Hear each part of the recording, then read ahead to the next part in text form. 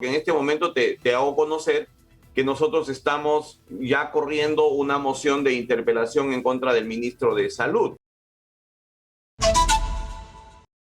¿Cuál es la posición de ustedes como Alianza por el Progreso frente a la complicada situación que estamos viviendo, congresista? ¿Qué es lo que ustedes proponen para salir de este entrampamiento en el que estamos? Primero que cualquier decisión, cualquier actitud, cualquier comportamiento colectivo e individual, cualquier propuesta e iniciativa que se haga en el Congreso o en las otras instancias del escenario político institucional, sean, Nicolás, con respeto absoluto del marco legal vigente, de la Constitución política, y que todo lo que se proponga tenga un sustento de esta naturaleza, y evitar propuestas que al final solo generan desestabilización y por carecer de sustento constitucional en su momento. Como por ejemplo, ¿cuál? Por ejemplo, la vacancia presidencial que se planteó en el mes de septiembre-octubre del año pasado, que nos llevó a un nivel de incertidumbre y al final, como todos preveíamos, fue archivado, pero nos generó 6 meses de una confrontación y una inestabilidad bastante perjudicial. Segundo, que las bancadas parlamentarias y en general el gobierno y los actores políticos utilicen un lenguaje mucho más propositivo, concertador y de menos confrontación y de menos adjetivos y más sustantivos, más propuestas que ayuden a salir a la crisis. Tercero, que nos aboquemos a los temas centrales que la población, sobre todo en provincias, te señala. La gente, yo estoy en Puerto Maldonado en mi semana de representación, he tenido una serie de reuniones el día de ayer y hoy día voy a sostener igual con agricultores, por ejemplo, preparándose ellos para la llegada del ministro de Agricultura el día viernes aquí a Puerto Maldonado. Ellos te hablan de empleo, te hablan de trabajo, te hablan de generación de proyectos de inversión, de puentes, de carreteras, de empleo, es decir, de lo que preocupa al ciudadano común y corriente es la vida cotidiana, los pésimos servicios de salud, el retorno a clases presencial. ¿Quién nos garantiza que en marzo nuestros colegios y escuelas estén en buenas condiciones? Es decir, la agenda tiene que estar marcada por estos temas, Nicolás.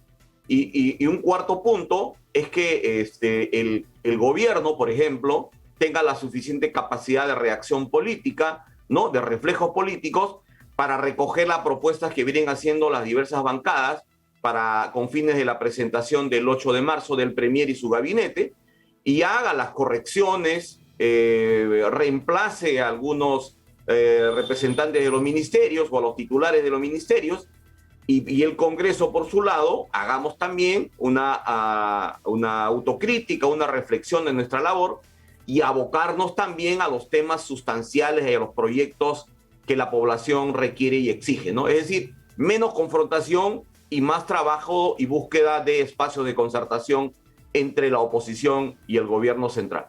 Ahora, estamos enfrentados a un tema muy puntual al que ha hecho referencia el propio César Acuña, presidente de Alianza por el Progreso. Él ha dicho, él ha prácticamente anunciado que no van a dar el voto de confianza, pero eso no apunta en la dirección que tú estás diciendo, Eduardo. Es decir, si no le das el voto de confianza, esta crisis se va a prolongar. O sea, es cierto, hay un conflicto alrededor, por ejemplo, del ministro de Salud. Un mecanismo es que el Congreso de la República lo censure. Si el presidente no lo quiere sacar, bueno, lo sacará el Congreso, pues, ¿no? ¿O no? ¿No es esa una salida?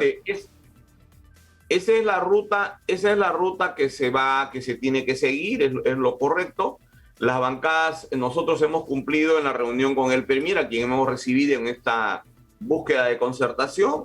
Nos hemos reunido en el Congreso y le hemos expresado precisamente los cuestionamientos en torno a varios ministros de Estado y se le ha sugerido que estos tendrían que ser removidos, ¿no?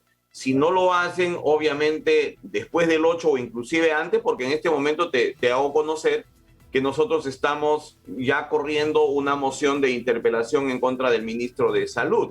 Ya tenemos cerca de 15 firmas, las van a firmar otras bancadas que nos han señalado y esperamos ingresarla el día de mañana. En cuanto también al tema del ministro de Transportes y Comunicaciones, nos hemos reunido también con la bancada y se ha tomado la decisión de que los congresistas que deseen firmarla lo hagan inmediatamente, y ya ayer 6 o 7 colegas de APP hemos firmado la moción de censura en contra del ministro de Transportes y Comunicaciones, que la estamos promocionando conjuntamente con... Es una moción multipartidaria, ¿no?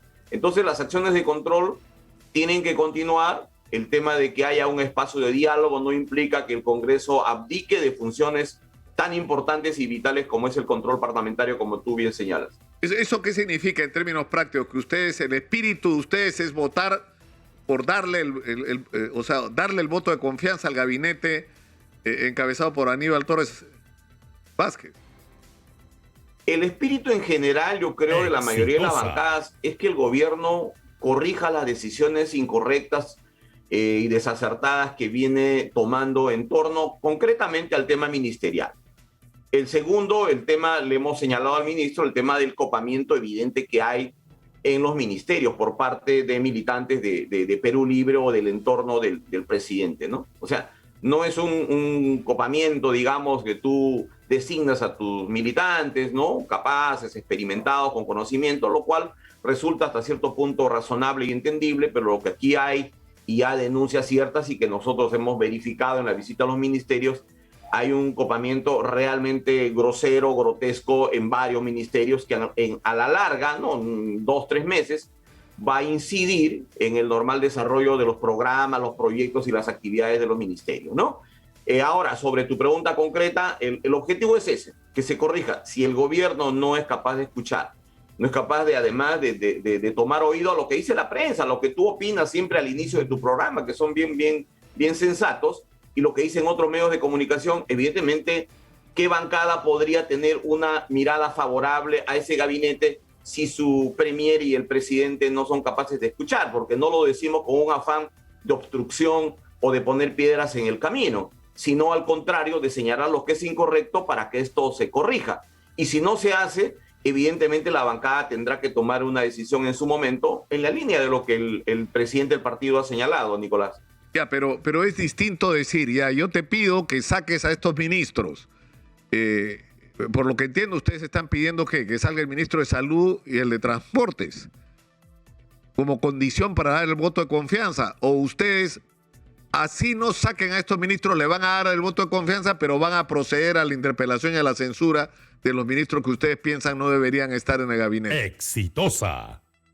La posición de la bancada expresada el día que se le expresó de manera directa al premier era de que el APP cuestionaba la presencia de 4 ministros, ¿no? Básicamente el de Salud, de Transportes y el de Energía y Minas. La bancada le indicó al ministro, al premier, de que tenía que hacer cambios antes del 8 de marzo. Lógicamente no le expresamos de que, oye, si usted no lo saca, nosotros vamos a votar en contra de la confianza, ¿no? Pero es fácil de entender que si no se escucha, Nicolás, si no se es capaz de tener una actitud reflexiva, de autocrítica y decir, oye, me he equivocado acá, voy a corregir, voy a poner un ministro de Salud competente que me garantice, evidentemente, un tema tan importante para los peruanos, es lógico presumir que la bancada tiene que tomar una decisión en el sentido que ya el presidente del partido lo ha señalado públicamente. Y ahora, es decir, todavía no tienen ustedes una posición tomada, porque hay una cosa que preocupa en esto, y en la que no deja de tener razón alguna gente del gobierno que se queja de que los tienen bajo la lupa. Esto del copamiento, por ejemplo, es decir, que llega un partido al gobierno y empieza a llenar los ministerios con su gente, es algo que ha ocurrido siempre en el Perú. Siempre. Es decir, el otro día nos contaba un ex presidente de Perú Petro de que si uno hace la evaluación, la mitad de los presidentes de Perú Petro que se han nombrado han sido nombrados por razones políticas y no tenían ningún conocimiento del sector. Que eso ha sido una tradición, digamos, ¿no? Que así se han manejado lamentablemente las cosas en el aparato del Estado. Lo cual no significa que esté bien que el gobierno lo siga haciendo. Más bien, si este es un gobierno de cambio, no debería repetir los comportamientos incorrectos e indebidos de los gobiernos anteriores. Ahora, hay un asunto más de fondo, congresista. Necesitamos una profunda reforma del aparato del Estado. Una de las tragedias nacionales es que hemos crecido macroeconómicamente y nuestros servicios públicos y la manera como hemos invertido nuestro dinero son una vergüenza. Entonces hay que construir un aparato del Estado eficiente y transparente, es decir, que no esté carcomido por la corrupción. Y ahí hay una responsabilidad legislativa con respecto a los puestos de confianza, por ejemplo. Evidentemente, mira, Nicolás, en tu reflexión que haces, te preguntas y te das tú misma la respuesta, ¿no? Porque es correcto, ¿no? O sea, el presidente Castillo entró ¿para qué? Entró para cambiar. Entró para no repetir los malos hábitos justamente de los gobiernos anteriores que siempre hemos criticado. El copamiento del aparato del Estado, como tú bien señalas, no es nuevo. Pero justamente el presidente Castillo, la gente votó por él porque supuestamente significaba el cambio. Y no solamente no está significando el cambio, sino está agudizando este viejo problema del clientelismo político en el país que tanto daño nos ha hecho. Mira, en el MTC, el organismo de control interno con la Contraloría, ya han solicitado y están ingresando, ya la semana pasada lo han hecho, están pidiendo toda la información de las contrataciones de personal de CAS y por locación de servicios en el MTC, porque ya se ha detectado que es tan evidente el tema que la propia OSI y Contraloría están interviniendo, y lo mismo va a suceder seguro en los demás ministerios. Ahora, es evidente, la reforma del aparato del Estado está pendiente. Tú conversabas hace unos minutos con un trabajador del INPE, del sindicato, y te hablaba del tema de los CAS. El principal causante de la informalidad laboral en el país es el Estado. Si tú revisas la forma de contratación que tiene el Estado, es variada, es informal, es abusiva, es discriminatoria. Ese es un tema, por ejemplo, pendiente que evidentemente tendríamos que estar abocados, Nicolás, y a veces este ruido político, estas tensiones permanentes, claro, no nos hacen ver esos temas ni menos acometerlos. Eduardo, te agradezco mucho por esta conversación. Ha sido muy gentil y vamos a estar a la expectativa de lo que pase, de lo que haga el gobierno y la manera como el Congreso le responda. Muchas gracias, Eduardo Salguana, vocero de Alianza por el Progreso en el Congreso de la República.